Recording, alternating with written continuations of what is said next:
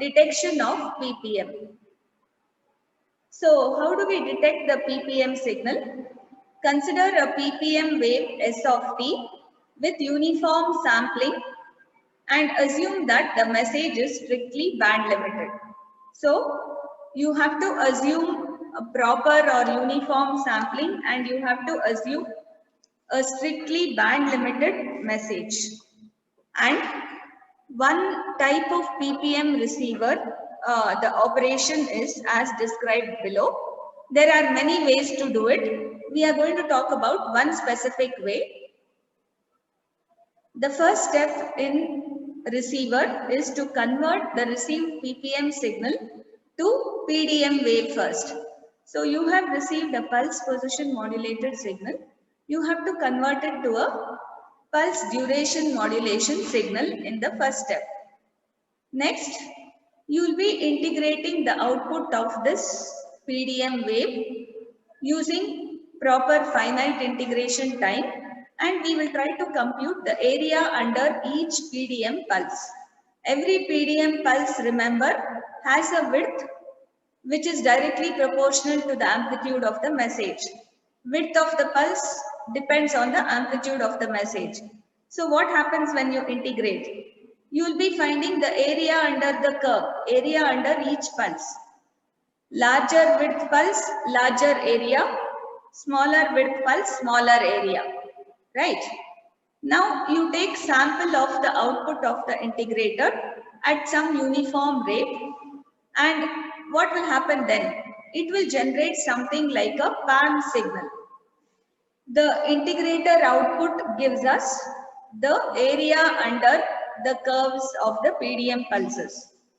If I take samples of these pulses at some proper uniform rate, you are going to generate the PAM wave. Okay. Then demodulate the PAM to get back the message. These are the steps involved in recovery of ppm. So once you receive a ppm signal, how to get back the original shape of the message involves these 4 steps. Okay. And in order to do this, we'll use one important circuit known as the slicer. We have a circuit called as slicer. What does this slicer do? The input-output relationship between the slicer is like this. So the slicing level is decided on the x-axis, and the threshold or amplitude is fixed on the y-axis. Okay. So what does this slicer do? It preserves the position of edges of the received ppm pulses, which will be modified by noise, and it will remove everything else. So in essence, it will generate a proper rectangular ppm pulse even after the pulse passes through a channel and gets distorted. One second, I'm not able to add inking solutions.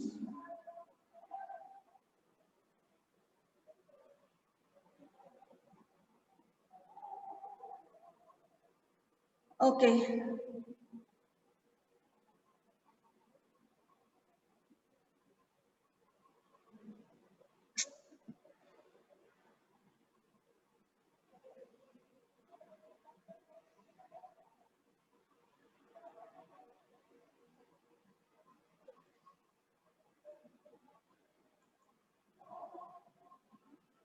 So it preserves, how does it preserve? It's not working. See, the actual pulses transmitted will be something like this, right?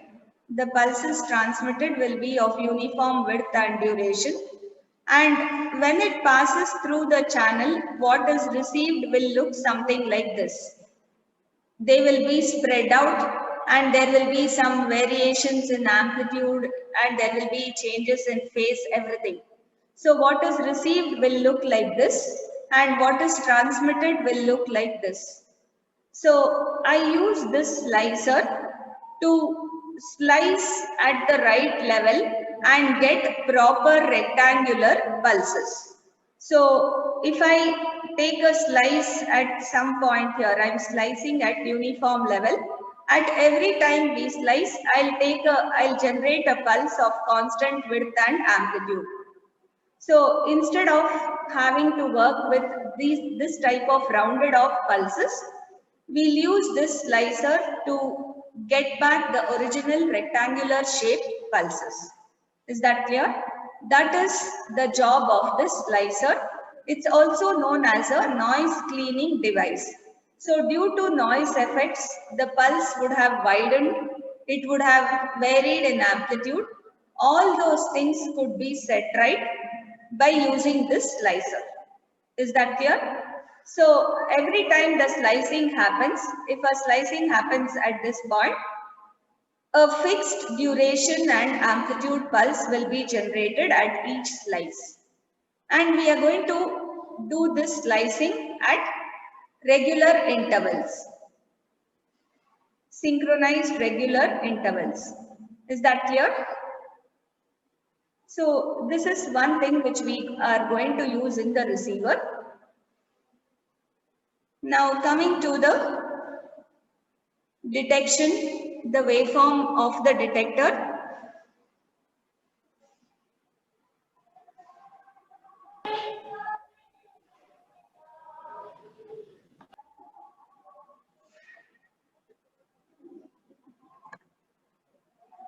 Okay, you can observe here, we have shown a single ppm pulse received. So the received pulse, rather than looking rectangular, it looks like a Gaussian shaped pulse. You see, this is one single ppm pulse and the slicing level is shown, the dotted line. At this point, it is sliced, and wherever it is sliced, one constant amplitude, constant width pulse. Actually, this is a pulse, it is almost shown like an impulse. This is generated, and whatever is generated is shifted to the center. See, we take a slicing at this point. Usually what happens when we slice, we are going to fix up a threshold. If it crosses that threshold, then this pulse could be generated. If it doesn't cross that threshold, if the amplitude of the pulse is less than this level, the slicing level, then we'll not generate this pulse. We'll assume that signal was due to noise. Okay. So whenever this pulse is generated, I'm just shifting it to the center and we'll generate a PDM, a pulse duration modulated signal from it. So the first step, if you just look here, is to convert the received ppm wave to a PDM wave, and this job is accomplished by using a slicer with a threshold value. So if you are going to perform slicing using some fixed threshold value, you'll be able to take samples of the pulses, and from those pulses which are generated, we will generate PDM. So let me say, for example, between one ppm pulse and the next ppm pulse, so there was another ppm pulse here, okay? So the appropriate delay which should be present between the two pulses is taken into account, and a pulse width modulated signal or a PDM signal is generated for each of the pulses. So between this pulse and the next pulse, the timing is measured, and accordingly the PDM pulse will be generated. Okay. So complete details are not specified. We have lots of processing happening in between also. So here we are telling slicing happens, threshold is fixed, and I'll generate some pulse. Once that pulse is generated corresponding to this, I should think of another pulse being generated corresponding to the next ppm signal. The next ppm signal will be separated from this by some duration, and based on that we will calculate what should be the width of the PDM signal.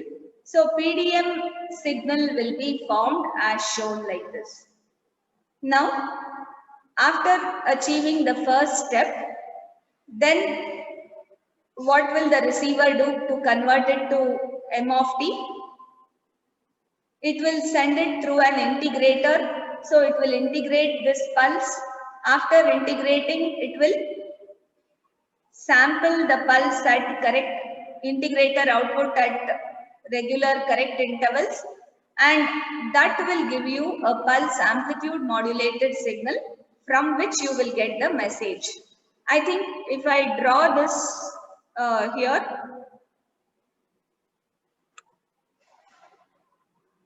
somehow it's not showing this inking option anyway. So let me try to draw it. The complete one, if you see, you will know. Let's say step 1. Okay, there is 1 ppm pulse here. Let's say 1 ppm pulse here, 1 ppm pulse like this. This is the received pulse.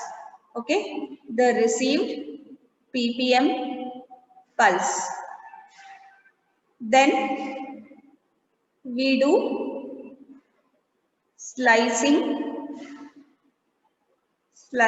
with threshold detection. Let me assume it is sliced here.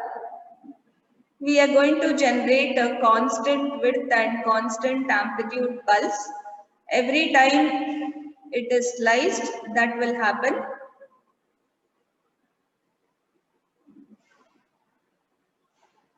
Okay, we will get a pulse like this after slicing. We are still in step 1 only, remember. Next, what happens? This will be converted to a pulse duration modulation signal.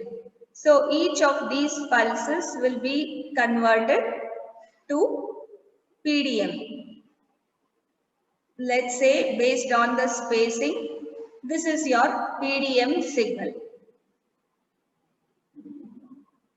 We retrieve rectangular pulses from the misshaped pulses which were received, and once we make it rectangular, we'll convert this back to a, initially when we generated PPM, we would first generate PDM, and from that we would get PPM.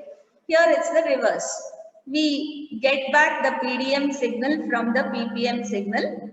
Now I will integrate. What should happen in step 2? I should integrate these pulses. What will I get when I integrate? See, when I integrate these pulses, remember the integrator output will be triangular or a raising exponential like this. You are going to get something like this. It will try to reach the maximum and then it will reduce when there is no pulse. Again, the next pulse encountered, it will get what? Added. Integrator is nothing but a repeated adder. It will calculate the area under this curve. So it will try to reach this maximum and go back. Again the next pulse. So this is integrator output. When we pass this PDM pulse through an integrator in step 2, the integrator output looks something like this. Okay. What's the next step? What's the next part in the reception? Step 3. We have to sample the integrator output at fixed intervals. So, let me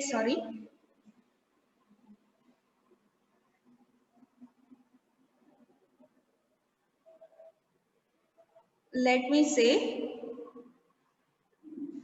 I need to take a sample of the integrator output at regular intervals. I'll take one sample of the, say, we'll try to do sampling at the maximum amplitude. That will give us good results. I'll try to take a sample at this peak amplitude. So I'm getting a sample here. I'll try to take a sample at this peak. Another sample at this peak. So what do you notice? if you notice, you are getting the amplitudes of these sampled pulses, something in the shape of the message. So it is a pulse amplitude modulated signal which will be generated. Here, since we have taken limited samples or limited pulses, you won't be able to notice. But in practice, we'll be sampling at a much higher rate. There are more pulses generated. Okay. So you will be getting a pulse amplitude modulated. See, amplitude of this integrator output at this point is the highest. Here it is lesser because the width of the pulses are smaller, right? So we get amplitude of the pulses in proportion to the integrator output, which will be similar to that of a pulse amplitude modulated signal. And in step 4, we know how to get back the message. So if you reconstruct the PAM signal, reconstruction of PAM will help you to get back the shape of the message. So what are we doing in the receiving end of PPM? All types of modulation comes into effect here. You are receiving PPM pulses.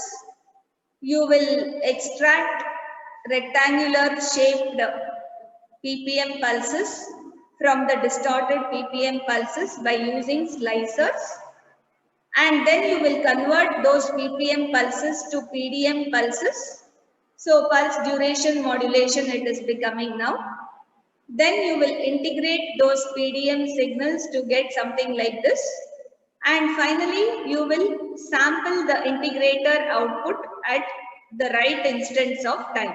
You will be doing sampling at the proper instance of time.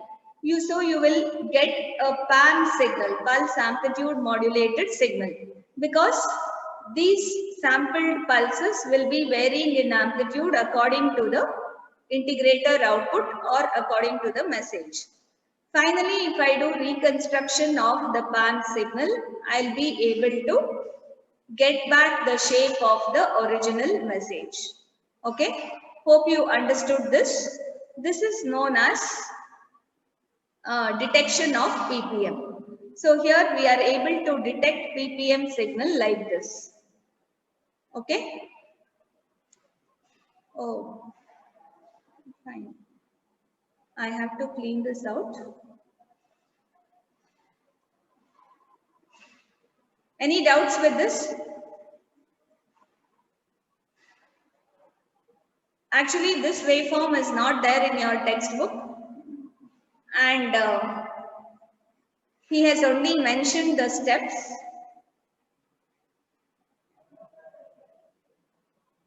I drew this to help you understand things better. Please ask if you have any doubts. Okay, then, if there are no doubts, we'll move on to I think only the noise in PPM. This slide we'll discuss and then we'll shift to problems. In a PPM system, transmitted information is contained in the relative positions of the modulated pulses. Yes. So whatever is the information regarding message, it is present in the relative positions of the pulses. So here presence of additive noise affects the performance of such a system by falsifying the time at which the modulated pulses are supposed to occur. Say the modulated pulses is supposed to occur at this duration, that value will be negated or falsified. So how do we get immunity to noise? We can establish immunity to noise by making the pulses build up so fast, so rapidly that time interval during which noise can exert any change is very short. So there is no time interval at all between successive pulses. We are taking samples so fast that the time gap between the successive pulses is very small and noise cannot show its effect there. That's one way of overcoming noise, which is trying to change the position. But Additive noise would have no effect on the pulse positions if received pulses were properly rectangular. Yes, if you got correct rectangular pulses, then surely you wouldn't need to slice it and extract the rectangular. What's the problem with doing that? We don't know where exactly we should slice. If I slice at wrong intervals or something, the position of the pulses and the duration, everything will change, right? So if they were correctly rectangular, then there wouldn't have been any effect of noise, and in that case the noise would have resulted only in vertical manipulations, adding something to the pulse, let's say in the amplitude. Changing the amplitude of the pulses would not be a problem because we can easily clip. We saw in FM, right? In FM, even if noise got added in the amplitude, I could use clippers to clip the FM signal and again regenerate the FM sinusoidal shape by using a bandpass filter. Here, I don't even need that. If there are vertical additions in noise, I can easily overcome that by clipping. Okay. So, how do I get rectangular? Remember one thing I've told you before.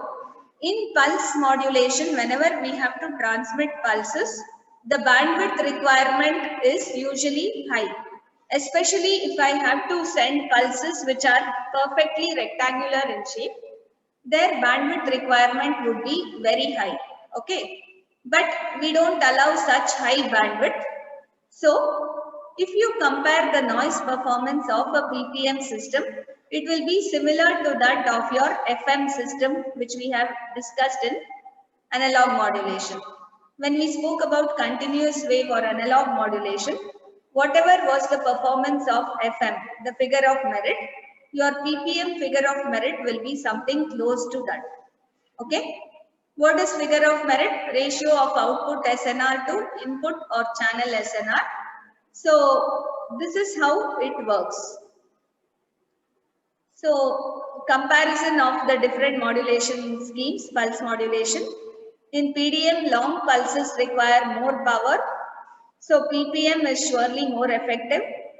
Additive noise has no effect on the position of the pulses if we can transmit proper rectangular pulses, but it's not possible to send proper rectangular pulses because we can't give infinite bandwidth to each transmission. So there is effect of channel noise. And as in continuous wave systems, noise performance comparison can be done by measuring output SNR or figure of merit. Assuming average power of channel noise is small compared to peak pulse power, figure of merit for PPM is proportional to the square of the bandwidth. Can you tell me the other system where figure of merit was proportional to the square of bandwidth? Figure of merit of which other modulation system was proportional to BT square, bandwidth square? Only one you had. FM system, right? Even in FM, the figure of merit was proportional to BT square. Just like that in PPM also we are going to have the figure of merit proportional to the bandwidth, square of the bandwidth, and in bad noise condition, PPM systems suffer a threshold of its own loss with loss of wanted signal. Anyway, I think we'll continue with this in the tomorrow's class. Let me take up a few problems. Yeah, all of you please note down. You'll be getting problems like this in the exam also. How would you solve this? Find the Nyquist rate and Nyquist interval for the following. Hope all of you remember sampling theorem. According to sampling theorem, what is the Nyquist rate? Please open your mouths. 2f. What is the required Nyquist rate for proper reconstruction? Yes? 2 into frequency. Please wake up. Hello.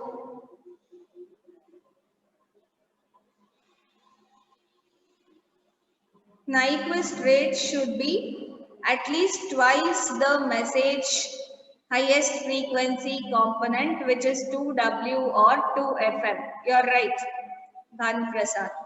So, this is Nyquist rate. What should be the Nyquist interval? Nyquist interval means it is the sampling time interval TS. It should be 1 by 2W or 1 by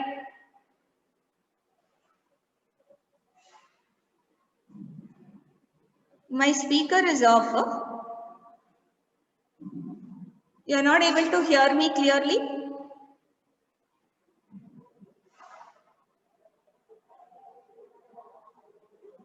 Okay, I think I have. Is it better now?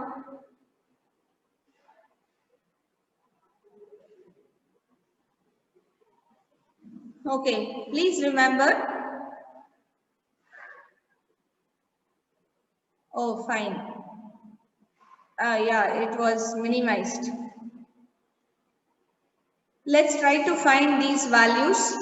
Please remember, this is important. How would you find this? First, signal, the message signal is M of t is sync 200t. All of us know what is a sync signal. A sync signal is sine pi x by, it is in the form sine pi x by pi x. Then we call it sync x. Okay, please remember this. Here, sync 200t. So our x is directly 200t. Therefore, what is the message frequency? What is the frequency of this signal? This will be what?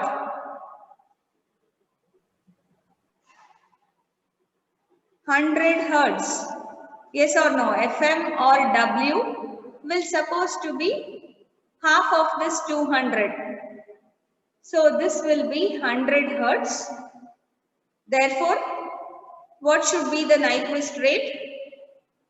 Therefore, Nyquist rate is 2 into 100, 200 hertz, and Nyquist interval or time, the time interval is 1 by 200, 1 by 2W. How much will it be? 1 by 200 seconds means 0.2 seconds. Okay. So the simple analysis for the first signal we have completed.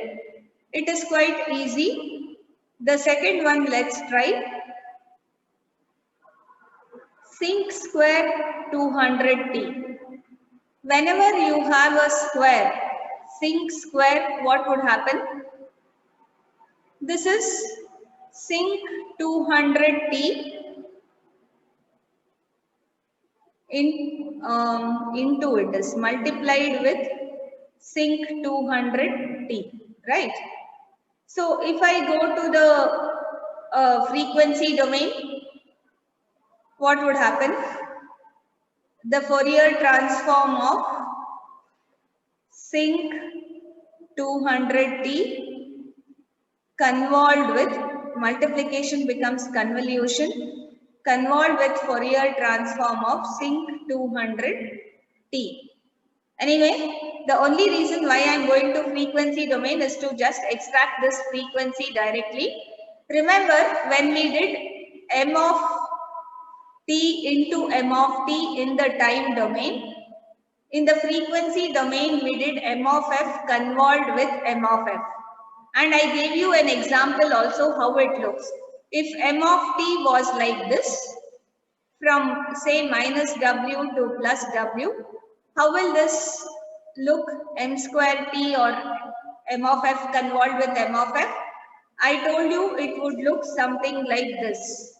It would range from minus 2w to plus 2w, and the amplitude spectrum would have rounded off somewhat rather than being a sharp triangular spectrum like this. And for this also, if you remember, I gave an example. If you consider the message as a single frequency, cos 2 pi fmt convolved with cos 2 pi fmt or multiplied, let me take, convolution will be what? What is the Fourier transform of cosine? Delta f minus fm into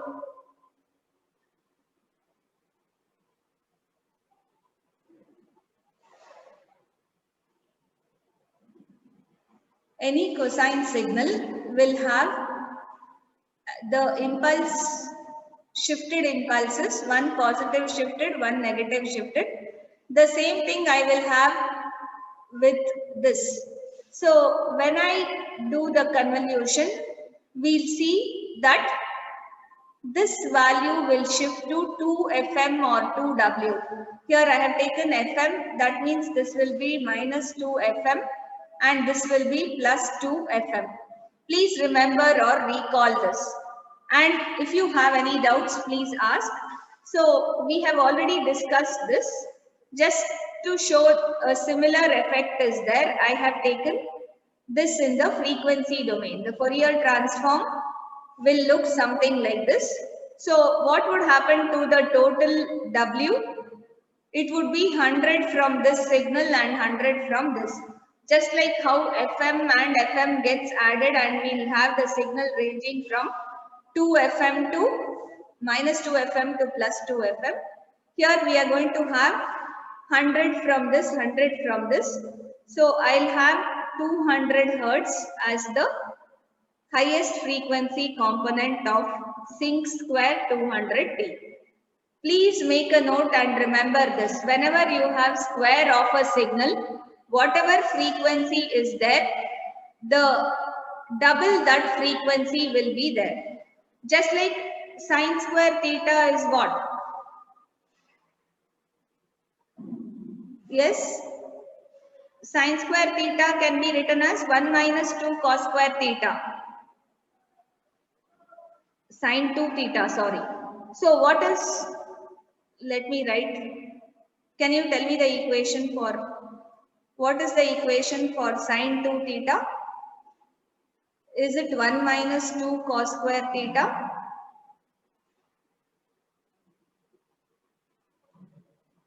Or sine square theta? Sine 2 theta is 2 sine theta cos theta. 2 sine theta cos theta is 1. So cos 2 theta, 1 minus 2 sine square theta, can I write? Yeah, that is. Yeah? One second. Correct.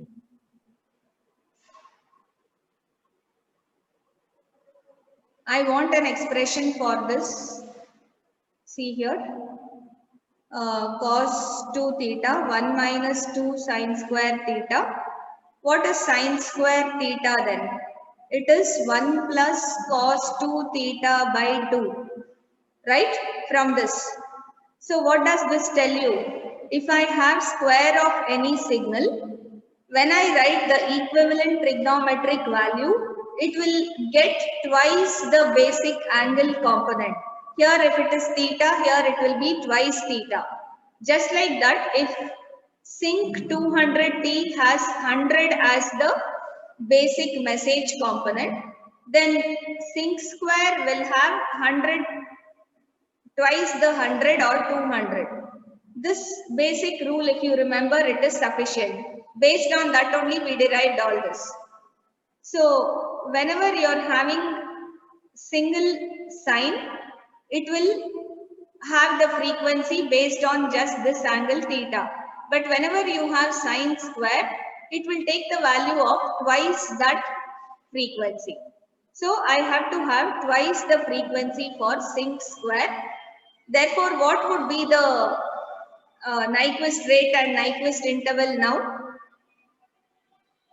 Nyquist rate would be 2W, which is 400 Hertz, twice this, and Nyquist interval Ts would be 1 by 400 Hertz. How much would that be?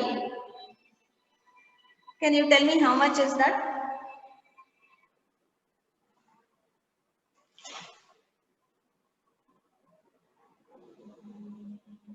Point 0.25.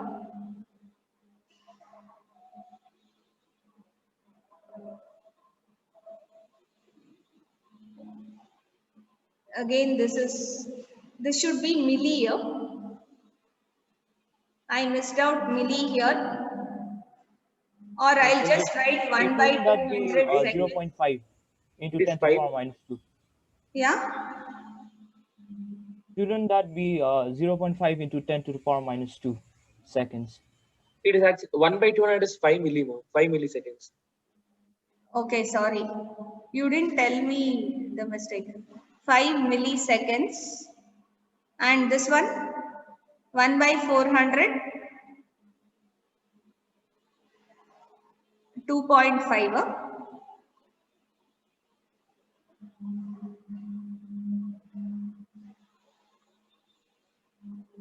Is that right? Yeah, ma'am. Okay. I think before going to this problem, there were another, this was given in one of the examination papers. Can you try to solve for this? Same thing, you just have to find the Nyquist rate and Nyquist interval for these two signals. How would you do it? Same thing, you try to solve. What's the first signal? In which form is it?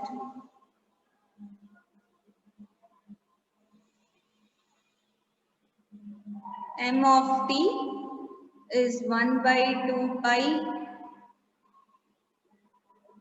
cos 4000 pi t into cos 1000 pi t. This is in the form of product of two cosines. So I'll not know the exact signal with this. How should I get the, it is always easier for me to know the frequency components which constitute a signal if it is a sum, not as a product. So you convert this as cos A into cos B, you convert it as a sum. What would you get? Cos A into cos B is cos of A plus B. 4000 plus 1000 pi t plus cos A minus B, 4000 minus 1000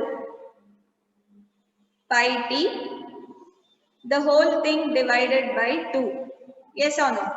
This is cos of A plus B plus cos of A minus B by 2. That is cos A cos B. Or cos of A plus B plus cos of A minus B is 2 cos A cos B. Is that right? Tell me if there is some mistake. I think even I am also sleeping today. Anyway. So how do we simplify this?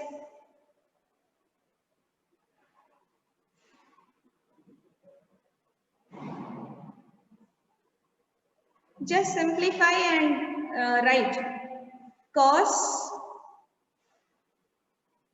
5000 pi t plus cos 3000 pi t. Now it is in the form of sum of two signals, which I can simplify as a combined signal, a signal which has two frequency components. Like for example, I can write it as cos 2 pi f1 into t plus cos 2 pi f2 into t. This is a combination signal, combination of two cosine messages. We have considered such message signals in AM also, multi-tone. You remember the name multi-tone? Where there is more than one frequency component of the message. Here we have two frequency components of the message. Hence we have written like this. So all you have to do is now equate this. You can say therefore 2 pi f1t can be equated to 5000 pi t. Can you find what is f1? What is the frequency of the first component?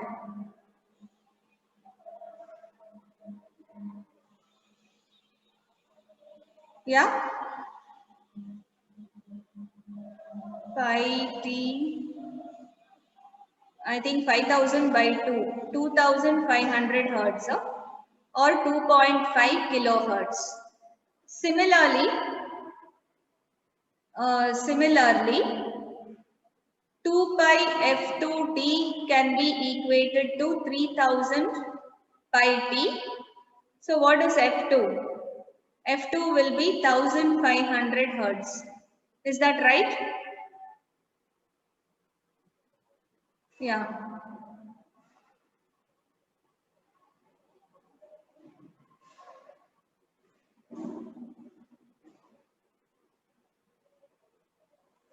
Okay, I have unlocked. Ask her to join fast. Here, F1 is 2500, F2 is 1500. How will I consider the combined signal Nyquist rate? Therefore, Nyquist rate, when I am going to sample this combined signal, Nyquist rate of combined signal, Nyquist rate of combined signal would be what? Twice the highest frequency component, W max or FM max. Please remember that. It should be maximum F. You are right. So which is the highest among the two frequencies? 2500 Hertz. Therefore, you take double the highest frequency component. This is the higher one. F1 is higher. That would give you the rate at which you have to sample this combined signal if you should be able to recover the signal properly at the receiver. Okay. So please remember, whenever you have a combination of signals or multi-tone signals, you always have to break up the signal into the respective frequencies first, sum of respective components, not product. You can't work with a product term. So break it up into sum of respective frequency components, and then you have to consider the Nyquist rate as 2 times the highest frequency component. So here the highest frequency component is 2500 Hertz. Twice that you should consider. What is the Nyquist interval you find? TS? Nyquist interval 1 by 2W max 1 by 5000. Okay, I think this will be 0.2 milli.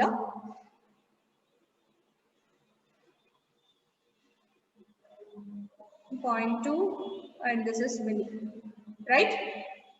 This is 0.2 milliseconds. Okay, can you do the last one? What was the last one? I think sine, yeah, m of t is sine 500 pi t by pi t. It is sine 500 pi t by pi t. It's not a sync signal. Please notice that. Consider the second one. M of t is sine 500 pi t by pi t. So what should I consider as the frequency here? This is just tricky. Don't assume it as sync. Sync is sine pi t by pi t. Here 500 shouldn't be there. So this is just a sine signal which is scaled by the value 1 by pi t. Okay. So what is the frequency component here? This is like sine 2 pi ft divided by pi t. This is a scaling factor, the denominator, don't bother. You just say therefore the frequency would be by equating this. Find what is f. Pi 500 by 2, you will get 250 hertz. So the frequency is 250 hertz. Therefore, what is the Nyquist rate and Nyquist interval? Nyquist rate is 2 into 250, which will give you 500 hertz. And Nyquist interval is 1 by 500, which will be what? 0.2? 0.02, ma'am. 0.02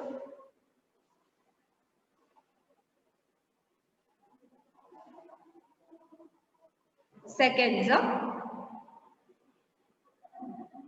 Is it 0.02 or 0.002? See, that was 1 by 5000 is 0.2 means 1 by 500, can I write it as 2 milliseconds? Will it be right? Yeah, it should be 2 millisecond. 0.02, will it be 2 millisecond? No. So 1 by 500 is 2 milliseconds. Okay.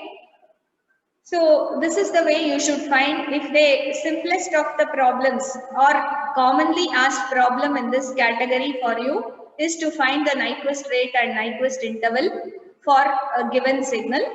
This is how you can do. We have other problems which can be solved.